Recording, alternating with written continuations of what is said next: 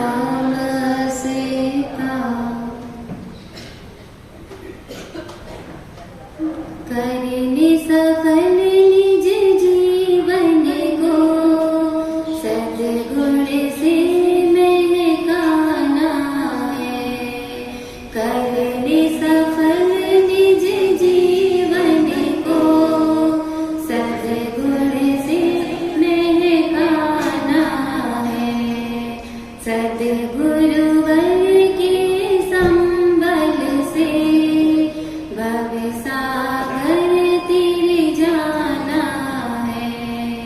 सद्गुरुवर के संबल से भव सागर तीर जाना है। स्थूलिभद्र सा काम विजय गज सुकुमाल सी हो स्थिरता। धीर प्रभु सी हो समता। गुरु गौतम सी हो लघुता। सद्पुरुषों के चिंतन से कर्म कपे कर्म कपे। करने सफल निज जीवन को सद्गुण से महकाना है। सद्गुरुवर के संबल से भव सागर तीर जाना। धन्ना अनगर सातक बल मेता रज सा धैर्य मिले। सेवा करे नंदीशेण सी अति मुक्तक सी ऋजुता मिले। जिन शासन के वीरों को वंदन हो वंदन हो। करने सफल निज जीवन को सद्गुण से महकाना है। सद्गुरुवर के संबल से भव सागर तीर जाना है। श्रेणिक सी प्रभु भक्ति मिले। पुण्या जैसी समरसता। प्रभंजना सा हो संयम। सुलसा जैसी हो दृढ़ता। अनुमोदन के भावों से नमना है नमना है। करने सफल निज जीवन को सद्गुण से महकाना है। सद्गुरुवर के संबल से भव सागर तीर जाना है। वीर प्रभु के शासन में नर्तन हमने पाया है। वीर प्रभु के शासन में नर्तन हमने पाया है। पुण्योदय से मणिकंचन सा योग अनूठा पाया है। इंद्र महेंद्र भी नर्तन को तरस रहे तरस रहे। करने सफल निज जीवन को सद्गुण से महकाना है। सद्गुरुवर के संबल से भव सागर तीर जाना।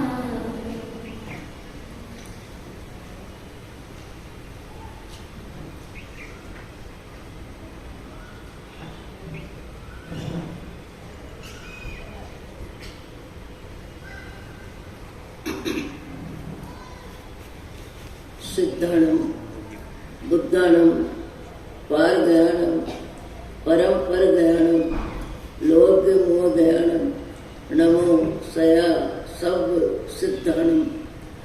इको भी नमस्कार जिनवर वत्स हस्तबद्ध मानस संसार सागराव तारे नरम नारी अहो अहो श्री सदगुरु करुणा सिंधु अपार, आपा मर पर प्रभु करे अहो अहो उपकार। अनंत शुद्ध आत्माओं को नमस्कार। आत्मस्वरूप प्राप्ति का लक्ष्य जिनका बन चुका प्रयत्नशील उन सभी साधकों को नमन नमन नमन। प्रभु परमात्मा देवादिदेव भगवान महावीर स्वामी के शासन में राजस्थान की धरती कोटा शहर सत्संग स्वाध्याय के माहौल में आप हम सब सम्मिलित हैं दानबाड़ी दादाबाड़ी में। वर्षावास का चौमासा देखा जाए तो अब चालू हुआ है, क्यों 5 मास का चातुर्मास 1 मास हो चुका, अभी 4 मास हमारे लिए है। जीवन में जीवन जीने की विधा बाह्य आत्मा और अंतरात्मा 2 विभाग है। बाह्य आत्मा बाह्य जगत में बाह्य जगत की ऊंचाई, बाह्य जगत की अच्छाई, बाह्य जगत का परिग्रह, बाह्य जगत की सुंदरता, बाह्य जगत की शिक्षा, उसके लिए सब कुछ बाह्य जगत ही है।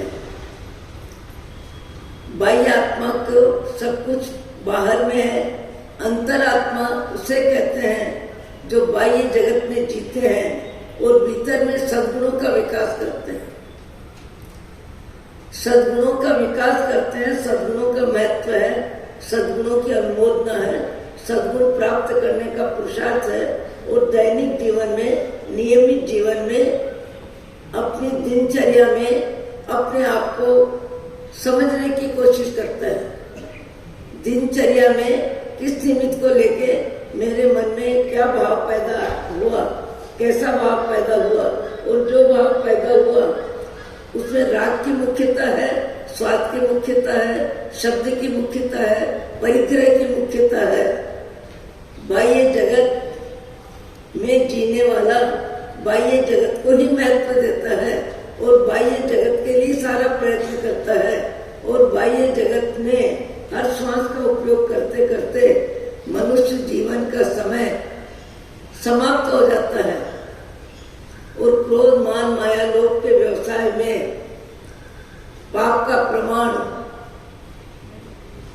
बढ़ जाता है और जीवन का परिवर्तन लगभग पशु गति में होता है। पशु गति में जाने के बाद जीव को, आपको सबको मालूम है, 4 संज्ञा से ज्यादा कोई ज्ञान नहीं होता। आहार संज्ञा, भय संज्ञा, मैथुन संज्ञा, परिग्रह संज्ञा। संज्ञा यानी संस्कार, संज्ञा यानी आकर्षण, संज्ञा यानी लगाव खिंचाव। जीने की व्यवस्था में मति की गति 4 में ही घूमती है। इससे ज्यादा उसके भाव जगत में अच्छे विचार, ऊंचे विचार, जिनवाणी का स्वाध्याय, जिनेन्द्र भक्ति, सत्संग और स्वाध्याय, जीव दया आदि ऊंचे अच्छे विचारों का उसके भाव जगत में लगभग महत्व होता है, पर महत्व कम होता है। और बाह्य जगत जहाँ बीच में आ जाता है वहाँ भाव जगत बिचारा भापड़ा बन के ऊंचे अच्छे विचार उसके अलग हो जाते हैं। पर ऐसे में नरत्न है संसार में जिनका भाव जगत बाह्य जगत को समर्पित नहीं है। बाह्य जगत बाहर में ही है और भीतर के जगत में सद्गुणों की बाहर है। जैसे आपने सुना होगा, साध्वी जी कभी भी कोई भी बोलते ही हैं, श्रीमद रायचंद भाई गृहस्थ जीवन में व्यापार की व्यवस्था में और व्यापार की व्यवस्था में एक आता है जिसे अपन क्या बोलते हैं, व्यापारी व्यापार करता है, बीच में व्यापार में एक दूसरे का संबंध बनाने वाले उनको दलाल कहते हैं।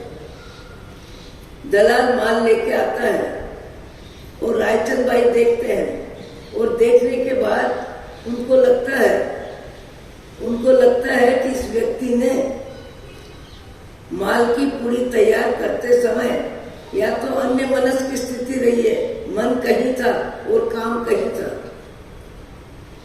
अन्यथा समझ की कमी होगी। पर समझ की कमी तो व्यापारी की इतनी हो नहीं सकती, कहीं कहीं मन और कहीं था और व्यापारी दलाल को माल दिया। दलाल माल लेके आता है और आने के बाद माल देखते हैं और माल को देखने के बाद वो कहता है 5,000 का माल है, 500 का माल है। रायचंद भाई क्वालिटी देख के कहते हैं तुम कीमत जितनी बता रहे हो उसकी कई गुना कीमत ज्यादा है, कई गुना कीमत ज्यादा है। जिसने भी तुम्हें माल दिया है शायद उनका दिल दिमाग उस समय माल की क्वालिटी के ज्ञान में नहीं होगा, पर मेरी जानकारी में ये माल 500 रुपए का नहीं 5,000 का है और 5,000 से ज्यादा यदि तुम्हें बाजार में कहीं भी मिलते हैं तो ये सौदा कहीं भी कर देना तुम, और 5,000 तक ही मिलता है तो फिर से वापस आना चाहो तो मेरे पास आ जाना। उस समय महात्मा गांधी पास में बैठे हैं और इन्होंने ये व्यवहार शब्दों का सुना और शब्दों का व्यवहार सुन के अपनी डायरी में लिखा, दुकान में भी धर्म है, दुकान में भी धर्म है, नैतिकता है, सच्चाई है, प्रामाणिकता है, पदार्थ राग है, पर उससे ज्यादा व्यक्ति के प्रति आत्मीयता का भाव है। पदार्थ और पदार्थ का राग, व्यक्ति और व्यक्ति का व्यवहार, मनुष्य भाव में जीवन को ऊपर उठाना और ऊपर उठाने में परमात्मा भक्ति भी निमित्त बनती है, शास्त्र स्वाध्याय भी निमित्त बनता है, सज्जनों की संगति भी निमित्त बनती है, और दूसरों का जीवन बहुत ऊपर देख के, ऊंचा देख के, अच्छा देख के, उदारता में, सेवा में, साधना में, व्रत पालन में कई व्यक्तियों का जीवन इतना ऊंचा होता है कि अनुमोदन करने वाले को, देखने वाले को कि भाव भी बदलते हैं, निमित्त के अनुसार भाव बदलते हैं, निमित्त के अनुसार भाव बदलते हैं। एक व्यक्ति के भाव बनते हैं उपवास के 5 खान लेना, दूसरा व्यक्ति कहता है कि तुमने तो उपवास के 5 खान ले लिए पर मुझे तो नहीं लेना है। क्यों नहीं लेना है? आज मेरे घर में मेहमान आने वाले हैं और मेहमान की वजह से मैंने जो भोजन व्यवस्था में क्वालिटी बनाई है उस क्वालिटी का उपयोग उनके लिए तो होगा पर घर वालों को भी होगा। इसलिए आज मैं उपवास के 5 खान नहीं ले सकता। सामने वाली बहन कहती है भाई जो भी है कि जिंदगी भर खाया है, जिंदगी भर खाया है, खट्टा मीठा नमकीन मनपसंद फल फूल सब्जी कब नहीं खाया, कितनी बार नहीं खाया। एक दिन यदि छोड़ोगे तो क्या होगा? आज अष्टमी है, आज 14 है, तुम भी उपवास कर लो। एक का मन त्याग में जा रहा है, दूसरे का मन भोग में आसक्त है, मन की इजाजत नहीं है। ये मनुष्य का मन है। मनुष्य का मन ऊपर कैसे उठे और ज्यादा में ज्यादा स्वाध्याय में, सत्संग में, दूसरों के आचरण की ऊंचाई को देख के व्यक्ति को जीवन में प्रेरणा मिलती है। विजय सेठानी का नाम सुना है आप लोगों ने? वो व्याख्यान कितनों ने सुना है? हाथ ऊंचा करो। विजय सेठ और विजय सेठानी दोनों व्याख्यान में बैठे हैं, व्याख्यान चल रहा है, गुरु महाराज मार्गदर्शन दे रहे हैं। गुरु महाराज मार्गदर्शन क्या देंगे? उदारता की बात कहेंगे, क्षमा की बात कहेंगे, सहनशीलता की बात कहेंगे, इंद्रिय निग्रह की बात कहेंगे, त्याग की बात कहेंगे, तप की बात कहेंगे, जीवन में वेद विज्ञान की बात कहेंगे, आत्मज्ञान की बात कहेंगे। गुरु महाराज अपने उपदेश में बात करके क्या करेंगे? हमारा भाव जगत बदले, हमारा भाव जगत ऊपर उठे, हमारे भाव जगत में कालुष्य, कषाय, इंद्रिय लोलुपता, खाने की लालसा, पहनने की लालसा और चाहिए की लालसा कम हो। ऐसे ही विचार सत्संग में मिलते हैं और उन विचारों में ही मानवता खिलती है, मानवीय गुण विकसित होते हैं और मनुष्य मनुष्य के स्तर पे ऊंचा उठता है। व्याख्यान में त्याग की बात होती है, व्याख्यान में वैराग्य की बात होती है, व्याख्यान में उदारता की बात होती है, व्याख्यान में मैत्री भाव की बात होती है, व्याख्यान में इंद्रिय निग्रह की बात होती है। व्याख्यान कोई भी देता है तो आत्मा में निर्मलता बढ़े, पवित्रता बढ़े, प्रामाणिकता बढ़े और मनुष्य जीवन सफल हो और तिरंज गति के द्वार बंद हो। ऐसा जीवन जीने का मार्गदर्शन सब देते हैं।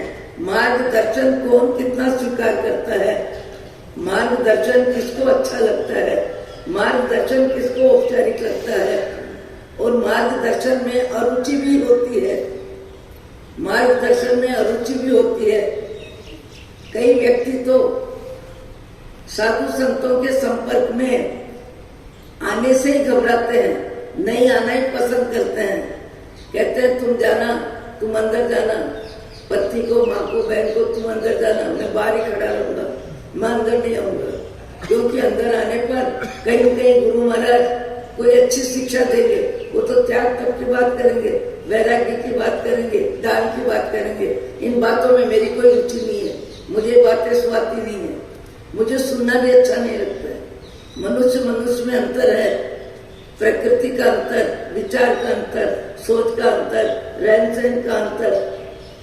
एक व्यक्ति को रात्रि 11 बजे भी खाना सुहाता है, खाना अच्छा लगता है, मुंह हिलाना अच्छा लगता है। एक व्यक्ति को संयम से, नियम से, उपदेश का असर होने से सूर्यास्त के पहले पानी का भी त्याग कर देता है, पानी का भी त्याग कर देता है, खाना तो दूसरी बात है।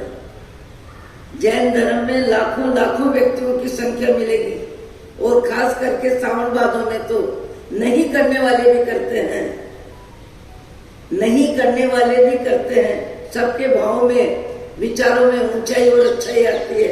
ये सावन भादों का माहौल, त्याग और तप में व्यक्ति का मन लगे, व्यक्ति का मन बढ़े, ऐसे ही विचार मिलते हैं और जो विचार ग्रहण करने की क्षमता होती है वो विचार ग्रहण भी कर लेते हैं। अब एक महानुभाव ने कहा मेरे को 5वां उपवास बच कर दो। मैंने कहा कैसे? बोले 4 उपवास ठीक हो गए। ठीक हो गया यानी आत्मविश्वास हो गया, आत्मविश्वास हो गया कि मैं तब कर सकता हूँ। आत्मविश्वास होना बड़ी बात है, संकल्प का बल होना बड़ी बात है, मन की इजाजत होना बड़ी बात है। जैन धर्म में आज भी ऐसे ऐसे उदाहरण है जिन उदाहरणों को सुन के हमारा मन आनंदित हो जाता है, हमारा मन नमन करने लगता है, अनुमोदना में सिर झुक जाता है।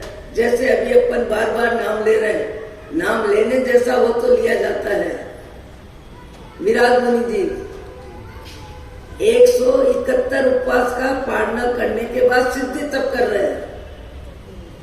पालना भी हो गया और पालना के बाद तपस्या भी चालू है और सिद्धि तप में व्याख्यान भी दे रहे हैं, सेवा भी कर रहे हैं, सारी क्रियाएं चालू है। और इतनी लंबी तपस्या के बाद पालना किया, पर पालने के बाद भी खाने में रुचि नहीं है, स्वाद में रुचि नहीं है, और चाहिए में रुचि नहीं है, थोड़ा थोड़ा देना, बार बार देना। कई मासक्षण करने वाले तो पालने के बाद ऐसा लगता है खाना ही खाना है, खाना जरूरी है, शरीर की कमजोरी जाएगी। कभी दूध, कभी चाय, कभी मौसमी, कभी रसगुल्ला, कभी क्या। शायद 10-15 दिन कई व्यक्ति 10-15 दिन में 10 बार मुंह हिलाते हैं। थोड़ा थोड़ा थोड़ा थोड़ा। शरीर भी सबका अपना होता है, मन भी सबका अपना होता है, और कई व्यक्तियों का संकल्प बल इतना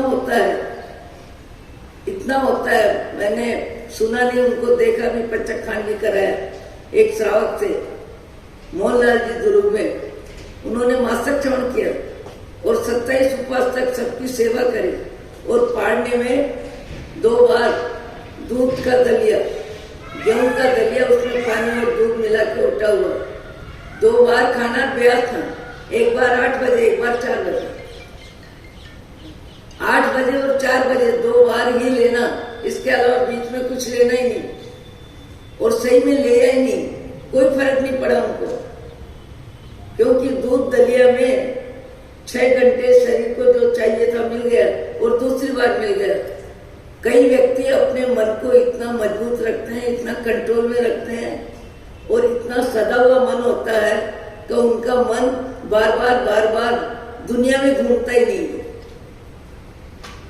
दुनिया में घूमता ही नहीं है। और अपन ने बोला था कि अधिकतर व्यक्तियों का ऐसा मन होता है अपनी थाली को चाटना और दूसरों की थाली में झांकना। ये आदत तो जरूर बदलेगी। यहाँ व्याख्यान में बैठने के बाद किसकी कैसी साड़ी है, शायद ही कोई मन घुमाता होगा, शायद ही कोई आंख घुमाता होगा, शायद ही कोई का मन ललचाता होगा, और शायद ही कोई परिग्रह के राग का भाव में बंद करता होगा।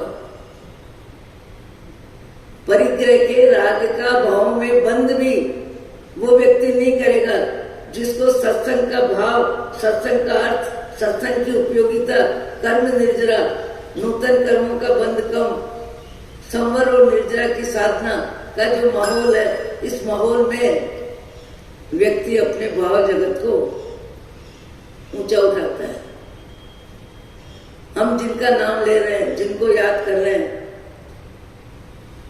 विजया देवी और विजय सेठ दोनों व्याख्यान में बैठे हैं और दोनों व्याख्यान सुन रहे हैं, और गुरु महाराज मार्गदर्शन में भाव जगत निर्मल बने, ब्रह्मचर्य व्रत की साधना हो, त्याग हो, तप हो, झूठ बोलना आदि दुर्गुण सब छूटे, इस निमित्त को लेके उदाहरण में बड़े में बड़ा तप, बड़े में बड़ा व्रत, उसकी व्याख्या चल रही है। और व्याख्या में उन्होंने ये कहा जिसको जो नियम लेना हो ले। शुक्ल पक्ष और कृष्ण पक्ष की बात चल रही है। पूरी जिंदगी एक सा व्यवहार नहीं निभा पाता है, व्यक्ति का मन है, दुर्बल है, निर्बल है, पर मनोबल बनाने के लिए संकल्प का बल बहुत काम करता है, संकल्प का बल बहुत काम करता है, और संकल्प के बल से व्यक्ति ऊपर उठ जाता है। यहाँ विजया देवी ने संकल्प किया कि मेरा जीवन विवाहित होने के बाद भी मुझे हर हालत 15 दिन, एक पक्ष कृष्ण पक्ष पूरा व्रत पालन में मेरा जाएगा, और ऐसा ही निमित्त मिलेगा, और ऐसा ही निमित्त मैं स्वीकार करूंगी। संकल्प का बल हो जाता है, और बल इतना प्रबल होता है कि मानसिक दृढ़ता में कोई कमी नहीं। और उसी सत्संग सभा में विजय सेठ भी बैठे हैं, वो शुक्ल पक्ष का ले लेते हैं, और कुदरत ऐसा खेल करती है, ऐसी व्यवस्था जमाती है, दोनों के योग संयोग में भावों की ऊंचाई अच्छाई को प्रमाणित करने वाला निमित्त मिलता है, और निमित्त ऐसा मिलता है दोनों का विवाहित जीवन में प्रवेश हो जाता है। और दोनों का विवाहित जीवन में प्रवेश होने के बाद जानकारी होती है एक दूसरे से कि मेरा शुक्ल पक्ष का नियम है और उसमें भी 2-3 दिन बाकी है, तुम सावधान रहना, मर्यादा में रहना। विजया देवी कहती है आपका शुक्ल पक्ष है और मेरा कृष्ण पक्ष है, मेरे 15 दिन आपके 15 दिन, संसार में रह के सांसारिक नियम का पालन धार्मिक दृष्टि से मुझे करना है, और मुझे करना है, पक्का मन है मेरा, मैं करूंगी।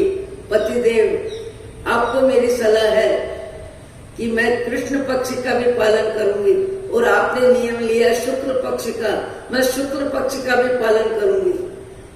पूरा व्रत में मेरा जीवन जाएगा। आप अपने जीवन में व्यवस्था बदल दें, आप अपने जीवन में व्यवस्था बदलें। चिंतन चलता है दोनों का। चिंतन कार्य होने से पहले चिंतन चलता है। त्याग लेते समय भी व्यक्ति सोचता है, दान देते समय भी व्यक्ति सोचता है, अपना सामर्थ्य का भी विचार करता है, अपने भाव का भी विचार करता है, अपनी जरूरत का भी विचार करता है, और अपनी उदारता का भी विचार करता है, और अपनी कंजूसी का भी विचार करता है। सब तरह का व्यक्ति विचार करता है। धन है पर दान रुचि जिसकी जितनी है उसी का उपयोग करेगा। धन के आधार पे दान नहीं देगा, रुचि के आधार पे दान देगा। तब भी करेगा तो रुचि के आधार पे करेगा, जब भी करेगा तो रुचि के आधार पे करेगा। आज अभी इस महीने में कई व्यक्ति 5 सामायिक करते हैं, कई व्यक्ति 3 सामायिक करते हैं, कई व्यक्ति 10 नवकार की माला फेरते हैं, कई व्यक्ति 6 सामायिक करते हैं, 9 सामायिक करते हैं। और थानकवासी परंपरा में तो एक और प्रवृत्ति चलती है, दया पालन। 9 घंटे 12 घंटे का आश्रम यानी अशुभ क्रियाओं से अपने को निवृत्त करके पूरे दिन उपाश्रय में रहते हैं। सबके भाव अपने अपने होते हैं, कौन अपने भाव में कितनी ऊंचाई ले सकता है। यहाँ विजया सेठ सोच में पड़ गया, विचार में पड़ गया कि कुदरत ने क्या किया, कैसा खेल किया। एक ही व्याख्यान में एक दूसरे की दूरी पे एक दूसरे बैठे हैं। कभी कभी आपके यहाँ सपनों का कार्यक्रम चलता है, तब भी ऐसा होता है, इधर बहू बोलती है, इधर सास बोलती है, इधर बेटा बोलता है, इधर बाप बोलता है, और एक दूसरे के बीच में भी दान प्रवृत्ति बढ़ जाती है। एक दूसरे के बीच में दान प्रवृत्ति बढ़ जाती है, एक दूसरे के निमित्त से भी दान प्रवृत्ति बढ़ जाती है। एक बोल रहा है, दूसरा भी बोल रहा है, तीसरा भी बोल रहा है, बोलते जाते हैं। और बीच में कई दलाल आ जाते हैं, वो दलाली करते हैं, प्रोत्साहन देते हैं, और बढ़ो और बढ़ो और बढ़ो। साधु साध्वी प्रोत्साहन देते हैं कि जीवन को ऊपर उठाओ, ऊपर उठाओ, ऊपर उठाओ। यहाँ विजय सेठ विचार में पड़ गया क्या करना चाहिए। अब विजय सेठानी ने एक ही बार में अपना संकल्प सुना दिया, और संकल्प सुना दिया कि मेरे को किसी प्रकार का विचार नहीं करना है। अनंत काल की जिंदगी में जीव ने रचना वासना में अनंत काल व्यतीत किया है। पशु पक्षी के जीवन में भी आर संज्ञा, भय संज्ञा, मैथुन संज्ञा, परिग्रह संज्ञा होती है। 4 संज्ञा कहाँ नहीं है। मुझे इस जीवन में ऐसा मौका मिल गया, ऐसा योग बन गया, और ऐसा उपदेश मिल गया, और उपदेश में मेरी मति की गति, संकल्प का बल ले लिया। ऐसी स्थिति में मैं निश्चिंत हूँ, आप अपने आप का विचार करें। विजय सेठ कहता है, आप नारी होकर के अपने मन को इतना मजबूत रख सकते हो, तो मैं भी पुरुष हूँ, मेरे पुरुषार्थ में कमी क्यों रहेगी, क्या रहेगी, नहीं रहेगी। लंबे समय तक अपने विचारों में दृढ़ रहना, लंबे समय तक मानसिक रूप से भी शारीरिक जिंदगी से संबंधित विचार नहीं करना, और ऐसी ऊंचाई पे चढ़ते गए। आज इतिहास में विजय सेठ सेठानी का उदाहरण हजारों वर्ष से चल रहा है, हजारों वर्ष चलेंगे। जो बहुत ऊंचा काम करते हैं उनका नाम लेना नहीं पड़ता, लिया जाता है। उनका नाम दुनिया याद रखती है, उनके नाम के साथ अनुमोदना के भाव जुड़े होते हैं। यहाँ दोनों का जीवन चल रहा है, पवित्रता में, प्रामाणिकता में, नैतिकता में, और अपने व्रत पालन में। इधर पिताजी प्रतीक्षा में है कि मेरे बेटे बहू विवाहित हो गए, कोई धन की कमी नहीं, कोई व्यवहार में किसी बात की कमी नहीं, पर मेरे घर में मुझे आवश्यकता है, संसारी जीवों को आवश्यकता क्या होती है, बाह्य जगत में होती है। और बाह्य जगत में कई व्यक्ति एक ही बात करते हैं, मेरे घर में पोते का जन्म हो। अभी 2 वर्ष पहले किसी ने पालना लिया, मैंने कहा पालना किस लिए लिया, कि पालना इसलिए लिया है कि आने वाले वर्ष में मेरे घर में पोते का जन्म हो, पोते का जन्म हो, इस अभिलाषा से मैंने पालना लिया है। वहां विजय सेठ के पिताश्री आए दिन प्रतीक्षा में है, आए दिन प्रतीक्षा में है। मेरे घर, मेरी जिंदगी में मुझे पोते का जन्म दिखाई दे। देखो दुनिया दुनिया है, पोते का जन्म हो। अरे कई व्यक्ति तो अपनी सांसारिक इच्छा पूर्ति के लिए कई देव देवियों के चरणों में सिर झुकाते हैं। नाकोड़ा जाने वाले अधिकतर बोलवा के लिए जाते हैं। कई व्यक्ति दादा गुरु के सामने भी कई प्रकार की बोलवा करते हैं। मैंने एक व्यक्ति से पूछा कि आप दादा गुरु को जब प्रार्थना करते हो और प्रार्थना में क्या क्या बात बोलते हो? बोले सब अनुकूलता की मांग करते हैं, अनुकूलता की मांग करते हैं। मैंने कहा तुमको मालूम है दादा गुरु ने दीक्षा कब ली? 9 वर्ष की उम्र में दीक्षा ली दादा गुरु ने। संसार छोड़ा, संसार के विचार छोड़े, संसार का जीवन छोड़ा, त्याग और तपमय जीवन लिया। और तुम दादा गुरुदेव से आप यही मांग करते हो कि पोते का जन्म कब होगा, जड़ूला कब होगा, मेरी बेटी की शादी कब होगी, मेरे घर जवाई कब आएगा। किससे क्या मांग रहे हो ये तो विचार करो। लक्ष्मी संसारिक अनुकूलता जिसको भी मिलती है पुण्य से मिलती है, पुण्य अच्छे कार्यों से मिलती है।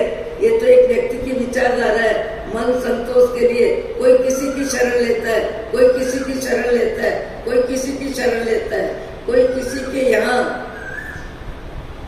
बोलवा करता है। जैन धर्म में जो असली श्रद्धालु व्यक्ति है वो अपने कर्म पे भरोसा करता है, अपने भाग्य पे भरोसा करता है, अपने उदय पे भरोसा करता है, अपने बंध पे भरोसा करता है। सांसारिक मांग कभी धार्मिक क्षेत्र में मांग के भाव भी पैदा नहीं होते। असली धर्मात्मा कभी संसार में सांसारिक कार्यों के लिए प्रार्थना नहीं करता है। पर यह भी बात सही है, भागवत में श्री कृष्ण ने कहा है दुनिया दुनिया है, दुनिया दुनिया है, और दुनिया में मुझे जाने वाले भी कम नहीं है, अधिकतर नहीं 999 मुझे जाते हैं, पर सांसारिक इच्छा पूर्ति के लिए जाते हैं। सिर झुकाते हैं, आशीर्वाद लेते हैं, कोई चरणामृत लेता है, कोई रुपए चढ़ाता है, कोई क्या करता है, सब जगह ढोक दे देते हैं। कई व्यक्ति तो ऐसा समय आता है, भैरू जी, बालाजी, हनुमान जी, चाहे सल्ला देवी हो, चाहे कोई भी मंदिर हो, सब जगह सिर झुकाते हैं। सिर इसलिए झुकाते हैं कि मेरी इच्छा पूर्ति हो जाए, मेरी इच्छा पूर्ति हो जाए। इच्छा पूर्ति के लिए संसार सबके सामने सिर झुकाता है। पर वीतराग का उपासक, वीतराग का उपासक इस बात को जानता है कि मोह माया के बंधन है, मोह माया की मांग है। भगवान महावीर जैसे महावीर 24 से तीर्थंकर, जब इंद्र महाराज ने कहा हे परमात्मा, हे परमात्मा, आप कुछ समय के लिए अपना आयुष्य बढ़ा ले, क्योंकि अभी भस्म ग्रह है, ये समय उचित नहीं है, थोड़ा समय बढ़ा ले। भगवान जैसे भगवान 24वें तीर्थंकर महावीर स्वामी ने जवाब दिया हे इंद्र, ऐसा न हुआ है न ऐसा होगा। जन्म मरण के क्रम को घटाना और बढ़ाना ये किसी के हाथ की बात नहीं है। जिस समय जो योग संयोग बनना है बनेगा। शुभ अशुभ कर्म का उदय फल देता है। शुभ कर्म का उदय है तो अनुकूलता मिलने ही वाली है, और अशुभ कर्म का उदय है तो प्रतिकूलता मिलने ही वाली है। जिसको अपने कर्म पे भरोसा है, कर्म पे भरोसा है, श्रद्धा बल है, और जीव अजीव दया, जीव अजीव का भेद विज्ञान जिसे है, वो संसार के सामने अपनी इच्छा पूर्ति की भीख नहीं मांगता। वो अपने कर्म पे भरोसा रखता है, कर्म पे भरोसा रखता है। कर्म के अनुसार जो योग संयोग बनना है वो बनेगा, और जो बनेगा उसमें जीना है, उसमें मन को मनाना है, उसको मन को शांत रखना है, सहज रखना है। परिस्थितियां व्यक्ति को हचमचा देती है, पर ऐसे भी नरवीर होते हैं जो परिस्थितियों पे विजय प्राप्त कर लेते हैं, परिस्थितियों पे विजय प्राप्त करते हैं। परिस्थितियां अपनी जगह रह जाती है, और परिस्थितियां उस व्यक्ति के जीवन में उसे फैल नहीं कर पाती है। परिस्थितियां किसके जीवन में नहीं आती? जितने महापुरुष, जितने ऊंचे पुरुष, उनको परिस्थितियों ने उतना ही ज्यादा प्रतिकूलता में मजबूर किया है। भगवान महावीर स्वामी को ले, सुदर्शन सेठ को ले, मैतार्य मुनि को ले, एक नहीं अनेक परीक्षा भी होती है, परिस्थिति पे विजय भी प्राप्त करते हैं, और शुभ अशुभ कर्मों को ज्ञाता दृष्टा भाव से देख लेते हैं। ऐसा भी अद्भुत ज्ञान जिन्हें प्राप्त होता है, उनका ज्ञान मैं आत्मा हूँ, मेरे कर्म का उदय है, बंद मैंने किया है, उदय मुझे ही भोगना है, कर्म मुझे ही काटना है, मेरे अलावा मेरे कर्म कोई काट नहीं सकता, मेरे अलावा मेरे कर्म का भुगतान कोई कर नहीं सकता। ऐसी दृढ़ श्रद्धा रहती है। वो देव गुरु धर्म की आराधना करते हुए भगवान से एक ही प्रार्थना करता है, भगवान शक्ति देना, भगवान आराधना में रुचि बढ़ाना, भगवान मेरा मनुष्य हो सफल हो, मेरे दुर्गुण कम हो, मेरे सद्गुण जीवन में बढ़ते जाए। ऐसी ही वो भगवान से प्रार्थना करता है, मेरा मनुष्य जीवन सफल हो और मेरे जीवन में सद्गुण बढ़ते जाए और दुर्गुण घटते जाए। मेरी आंख, मेरी आवाज, मेरे हाथ पांव मेरे कंट्रोल में रहे। दादा गुरुदेव से प्रार्थना करके क्या करें? हे दादा गुरुदेव, आपने 9 वर्ष की उम्र में संयम स्वीकार किया, मुझे जीवन में अपनी मर्यादा में जीने में मेरा मन विचलित न हो, अपनी सीमा में, अपनी मर्यादा में, व्यापार में, धन में, भोजन में, दाम्पत्य जीवन में, सब जगह मेरा जीवन प्रामाणिक रहे, मर्यादा में रहे, सीमा में रहे। मेरा मन ललचावे नहीं, देख पर आई झूपड़ी, ललचाने की आदत अज्ञान है, आसक्ति है, अहंकार है, खुदगल का प्रेम है, भौतिक सुख सुविधा की अभिलाषा है। और ये भौतिक सुख सुविधा की अभिलाषा जीव को 1,84 योनि में परिभ्रमण करा रही है। दादा गुरु से प्रामाणिक जीवन जीने की शक्ति दो। मेरी आंख सीमा में रहे, मेरा हाथ सीमा में रहे, मेरे शब्द सीमा में रहे, मेरे हाथ पांव सीमा में रहे। मैं मनुष्य हूँ, मनुष्य के स्तर पे जीवन जीना, मनुष्य के स्तर पे जीवन जीना, और मेरा जीवन दूसरों के लिए अनुकरण बने। महापुरुषों का जीवन दूसरों के लिए अनुकरण बनता है। भले शक्ति न हो, पर भावों में भक्ति आती है, भावों में भक्ति आती है। जब एक व्यक्ति का जीवन बहुत ऊंचा उठता है तो दूसरों को सोचने के लिए, विचारने के लिए, चिंतन के लिए समय मिलता है। एक व्यक्ति इतना कर सकता है, इतना कर सकता है, इतना कर सकता है, तो मैं क्यों नहीं कर सकता? ऐसे भी विचार आते हैं लोगों को, ऐसे भी विचार आते हैं लोगों को। 2-4 व्यक्तियों ने कहा कि हमने विचक्षण सिद्धि महाराज की समता को वंदन करके, उनसे आशीर्वाद लेके मैंने अपने जीवन में बीमारी में समता का अभ्यास किया, और समता का अभ्यास किया। परिवार साक्षी है, परिवार साक्षी है।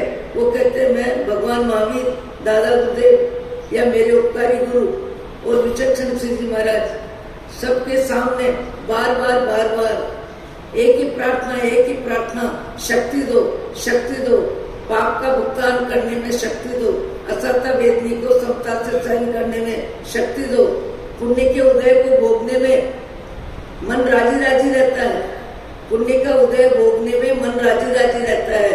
जब पुण्य प्रबल होता है, जरूरत से ज्यादा हर चीज मिलती है, सुविधा मिलती है, साधन मिलता है, व्यवस्था मिलती है, रंग मिलता है, रूप मिलता है, संपत्ति मिलती है, परिवार में सम्मान मिलता है, चाहने वालों की संख्या ज्यादा होती है।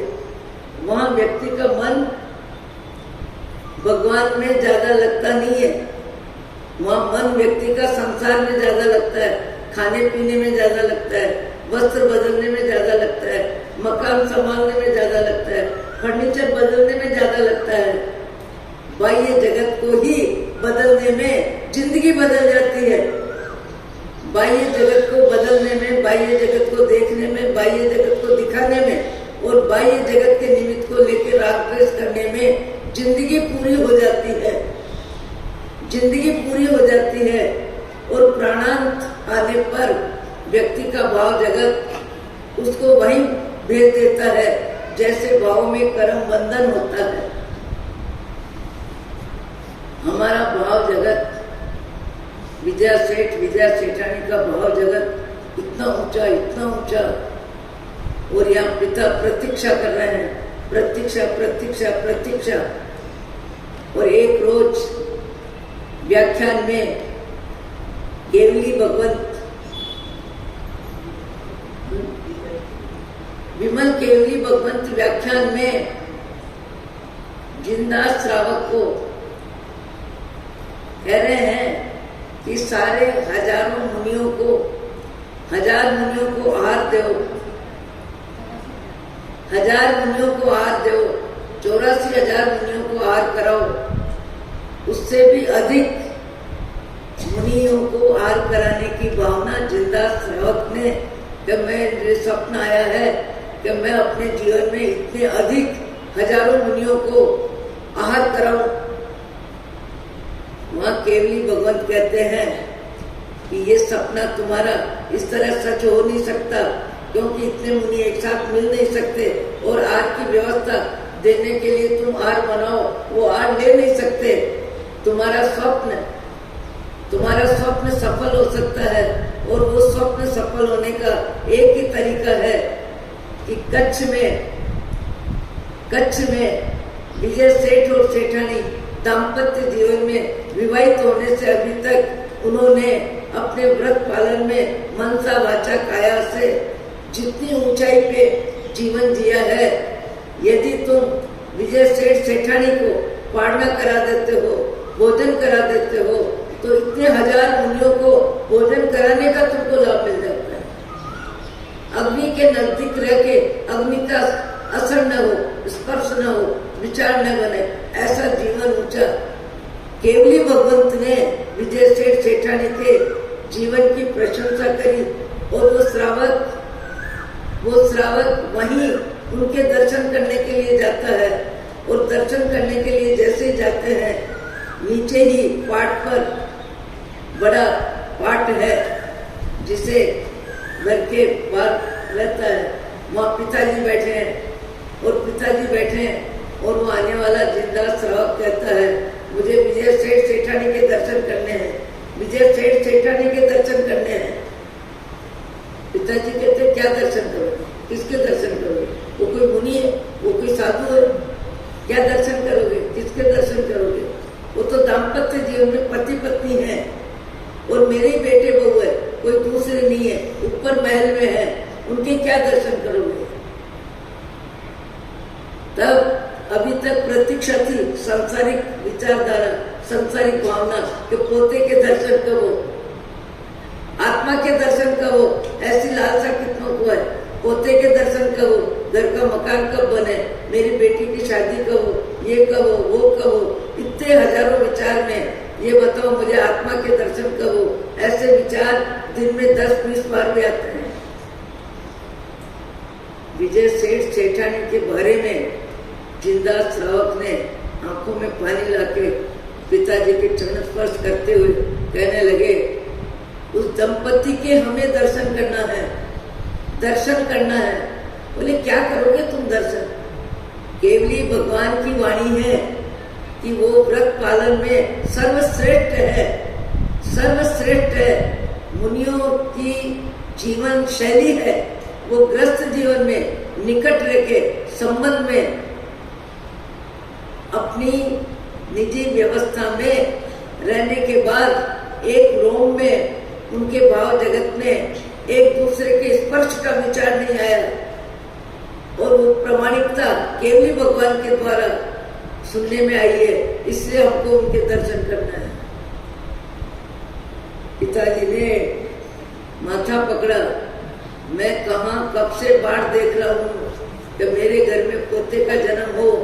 इतने तो विजय सेठ और विजय सेठानी दोनों ऊपर से नीचे आ जाते हैं। उनको मालूम पड़ जाता है कि इस तरह केवली भगवान ने हमारे व्रत पालन की अनुमोदना की है, व्याख्या की है, प्रमाणित किया है और ऐसे जिंदा श्रावक आ गए हैं। और पिताजी का मन मोह में गमगीन हो रहा है, हैरान हो रहे हैं, परेशान हो रहे हैं। मैं कब से क्या सोच रहा हूँ और ये दोनों क्या जीवन जी रहे हैं और केवली भगवंत ने इनकी प्रशंसा की है। इतने में तो विजय सेठ, विजय सेठानी दोनों नीचे आते हैं और पिताजी का चरण स्पर्श करते हैं कि हमने आज दिन तक आपको जानकारी इसीलिए नहीं दी कि आपके घर पोते का जन्म नहीं होगा, क्योंकि आप दुखी हो जाते हैं। आपकी अभिलाषा, आपकी इच्छा, आपका मोह आपको परेशान कर देता। इसलिए हमने अपने भाव जगत को पूरी तरह गुप्त रखा। आज हमारा भाव जगत प्रकट हो गया, इसलिए पिताजी आपके चरणों में प्रणाम है, नमन है, वंदन है। और हम आज इस ग्रस्त जीवन की व्यवहार सीमा से अपने आप को मुक्त करते हैं। आप हमें आज्ञा दो, अब हम महावीर के जीवन में, महावीर के चरणों में, मुनि धर्म में सारे कर्मों को क्षय करके आत्मा परमात्मा बने, उस मार्ग में हमारी आराधना होगी। पिताजी दंग रह जाते हैं, देखते ही रह जाते हैं। ऐसे भी इंसान होते हैं, ऐसे भी भाव होते हैं, ऐसे भी ऊंची क्रिया होती है, ऐसा भी आचरण हो सकता है। आश्चर्य आश्चर्य आश्चर्य। आपको, हमको, सबको अपने जीवन में अपना जीवन ऊपर उठाने में अपने मन की ललचाने की प्रवृत्ति, कपड़े को देख के, रंग को देख के, रूप को देख के, व्यवस्था को देख के, मकान को देख के हमारा मन कहाँ कहाँ ललचाता है, कब कब ललचाता है, कैसे कैसे ललचाता है। मन ही मन से कब किसके प्रति हम क्या सोच लेते हैं, मन ही मन में क्या भाव कर लेते हैं और मन को बेईमान बना देते हैं और ईमानदारी की जिंदगी जीने का नाटक करते हैं। ईमानदारी का जीवन जीने का प्रमाण पत्र चाहते हैं। भगवान आपको, मुझको, सबको सद्बुद्धि दे। हम हमारे जीवन में, दाम्पत्य जीवन में, अपने भोजन में, अपने धन में, अपनी सीमा में जो प्राप्त है पर्याप्त है, जो प्राप्त है पर्याप्त है, ऐसा अपने मन को समझाने की कोशिश करें। जब जब भी मन भटकता है, मन को वापस अनुशासित करें, मन को खींच के लाए। क्या ललचाता है, क्यों ललचाता है, किसका रंग देखता है, किसका रूप देखता है, किसके कपड़े देखता है, किसका वैभव देखता है। ये सब जड़ जगत है, ये सब जड़ जगत है, जड़ जगत है और तुम चेतन हो। और चेतन जगत में, जड़ जगत में तुम्हारी व्यस्तता है, तुम्हारा राग है, तुम्हारा द्वेष है। पर जिस जड़ जगत के पीछे तुम पागल हो, उस जड़ जगत में न ज्ञान है, न मोह है, न आसक्ति है। एक परिवार का सदस्य बहुत धन है, बहुत परिवार है और बेटी का बहुत ज्यादा मोह है। 2 करोड़ की ज्वेलरी, 2 करोड़ का पूरा शादी में सामान तैयार किया है और उस सामान को देख रहे हैं और दिखा रहे हैं। परिवार को देखते हैं, दिखाते हैं। देखने वाला भी राजी हो रहा है और देखने वाले भी राजी हो रहे हैं, दिखाने वाला भी राजी हो रहा है। और जिसे दिया जा रहा है वो बेटी भी दूर से देख रही है। 2-2.5 करोड़ का हीरे का सेट मुझे मिलने वाला है। ये जड़ जगत, ये परिग्रह राग, ये शरीर का राग, ये इंद्रियों का राग, ये संपन्नता का राग, इतनी ज्यादा प्रसन्नता, इतनी ज्यादा प्रसन्नता। 2.5 करोड़ का सेट खरीद के लाया है बाप और बेटी को देगा। देख रहा है, दिखा रहा है, देख रहा है, दिखा रहा है। एक संत ने प्रश्न किया कि तुम देखने वाले राजी हो रहे हो, दिखाने वाले राजी हो रहे हो, पर जो सेट है वो कितना राजी है उसको तो पूछो। वो कितना राजी है, वो कितना खुश है, उसको अपनी कीमत का क्या ज्ञान है, उसको पहनने वाले का क्या राग है, उसको अपनी उपस्थिति की सुरक्षा का क्या ध्यान है, उसको अपनी उपस्थिति की क्या ध्यान है। मान लो आप कोई आए हो और व्याख्यान में आए और अलमारी खुली छोड़ के आ गए और 10-20 लाख का वहां सामान है, तो या तो आप वापिस जाओगे या फोन करोगे या किसी को कहोगे। हलचल हलचल हलचल हलचल हो जाएगी। हलचल चेतन में होती है कि हलचल जड़ में होती है। हलचल जो सामान अलमारी में पड़ा है उसमें हलचल होगी, वो हलचल करेगा। हलचल किसमें होगी? चेतन में। और हलचल किसके लिए होती है? जड़ के लिए। चेतन जड़ के लिए राग करता है, जड़ के लिए द्वेष करता है, जड़ शरीर को सजाता है और जड़ शरीर को सजा के मुस्कुराता है। यही मिथ्यात्व है चेतन का।